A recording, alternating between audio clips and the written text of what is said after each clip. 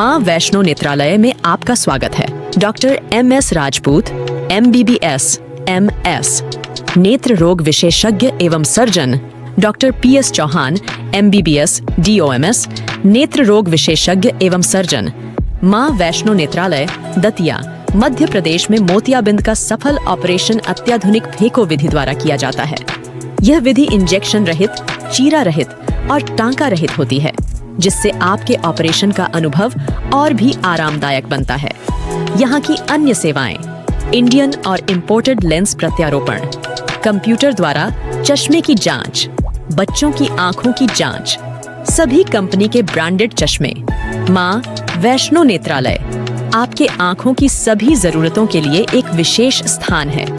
हमें आपकी आंखों की देखभाल का सम्मान है और हम आपको सर्वोत्तम सेवा प्रदान करने के लिए प्रतिबद्ध हैं। आज ही संपर्क करें। नमस्कार, एक बार फिर आपका स्वागत है MP टुडे पर। और आज हमारे साथ हैं बुंदेलखंड क्षेत्र के नहीं, हम मान सकते हैं कि उत्तर प्रदेश और मध्य प्रदेश में काफ़ी फेमस हास्य व्यंग्य के कवि, बुंदेली साहित्यकार डॉक्टर राज गोस्वामी जी। प्रणाम करता हूँ जगत जी। प्रणाम आपको। और आज बड़ा अच्छा मौसम है और बरसात भी हो गई है, तो इस मौसम में कुछ अलग तरह की बात करते हैं। सबसे पहला जो सवाल ये है आपसे कि साहित्यिक संस्थाएं जो हैं वो सम्मान या पुरस्कार घोषित करती हैं, तो आपके दृष्टिकोण में ये पूरी तरह से साफ सुथरे होते हैं कि कहीं ना कहीं कुछ ना कुछ गड़बड़ है? 50-50% का खेल है। 50 सही, 50 गड़बड़? हाँ, 50% तो बिल्कुल प्योर आते हैं। 50% जो जुगाड़ू लोग कहते हैं कि जुगाड़ से लगा के आते हैं, वो किसी प्रकार से उनसे संबंध स्थापित कर लेते हैं, रिश्तेदारी बना लेते हैं, या कुछ पीछे से उसका पुरस्कार की राशि आदि बढ़ जाती है, ऐसा भी कर लेते हैं। लेकिन ऐसा होना नहीं चाहिए। आजकल जो है कुछ ऐसा सुनने में आता है कि पीछे के रास्ते से आदमी कुछ लालच दे के और सम्मान प्राप्त कर लेते हैं। ये चल रहा है आपके हिसाब से? ऐसा हमें लगता है। आपको लगता है? कहीं कोई ऐसा साक्ष्य मिला कि हाँ ये ठीक है जो हम सोच रहे हैं? साक्ष्य नहीं मिला। साक्ष्य इसलिए हमें ऐसा लगा कि उतने योग्य नहीं है वो, फिर भी उनको उतनी योग्यता मिल गई है और इतना बड़ा पुरस्कार मिल गया है। तो इस वजह से आपको लगता है? इसलिए हमें लगता है कि कहीं ना कहीं पीछे से कोई रास्ता दूसरा अपनाया है। हो सकता है कि उस कंपटीशन में वही ठीक हो।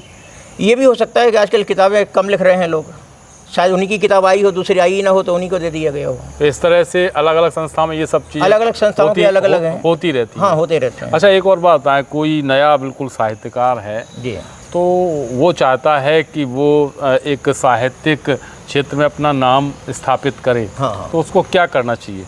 उसको ये करना चाहिए कि बस वो अपनी किताबें लिखे और किताबें लिखकर किसी बड़े अभिनेता से या किसी नेता से भूमिका लिखवा ले।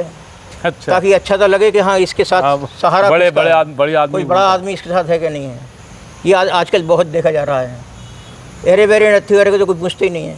अच्छा, उसमें बड़ी भूमिका यही है, किसी बड़ी से भूमिका लिखवा लो, बड़ी बात ये।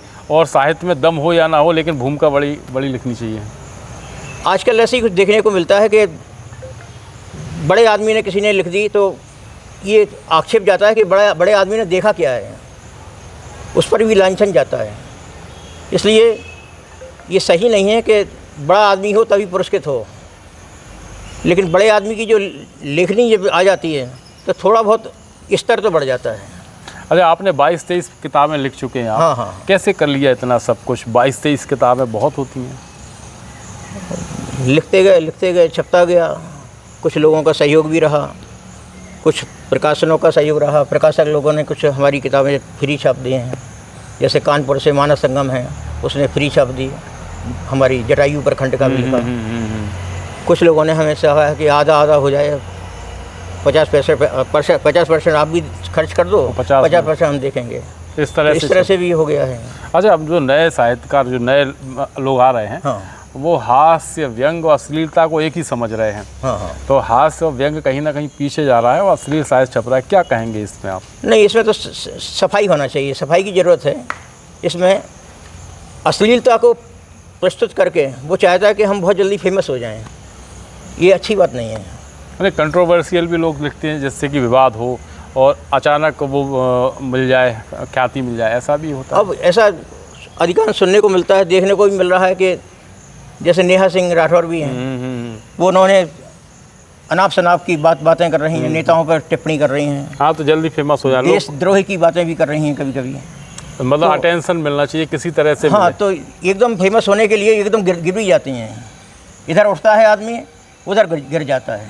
इसलिए जो रेत की दीवार की तरह है, मतलब चढ़ना चाहिए तो सीढ़ी दर सीढ़ी चढ़ना चाहिए। अगर वो नहीं चढ़ता है तो वो फिर ऊपर से बहुत जल्दी गिरेगा नीचे। बहुत बहुत धन्यवाद आपका, बहुत अच्छे विषयों पे आपने बात रखी। तो ये थे डॉक्टर राज गोस्वामी जी, जिन्होंने साहित्यिक जो संस्थाएं पुरस्कार देती हैं उस पर भी बात की, पुस्तकें कैसे लिखें, नए साहित्यकारों को क्या करना चाहिए उस पर भी बात की। बहुत बहुत धन्यवाद।